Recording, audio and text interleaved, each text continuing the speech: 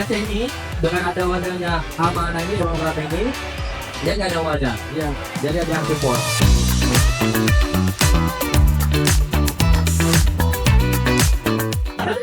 Karena yang anak muda Aceh ini tidak malu jualan, apalagi dapat hasil di usia muda.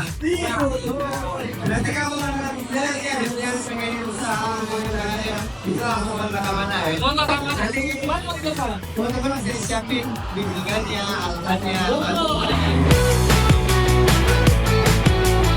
Menurut aku program ini sangat mensupport anak-anak muda yang ada di Aceh, apalagi industri UMKM di Aceh itu perlu yang namanya wadah, terus ada yang satu lagi dibantu dengan ilmu yang ada di sosial media sekarang, apalagi perkembangan sekarang itu di sosial media, apalagi zamannya online, perlu yang adanya wadah. Dan ini Amanah ini program ini sangat mensupport dan membantu UMKM yang ada di Aceh.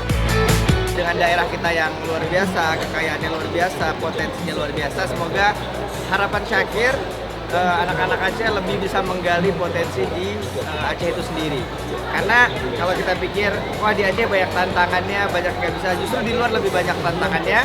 Jadi semoga dengan adanya Amanah, Syakir pengen mulai sekarang teman-teman anak-anak muda di Aceh mulai memikirkan apa yang bisa dieksplor dari daerahnya dan apa yang bisa dijual dari kebudayaan Aceh ini.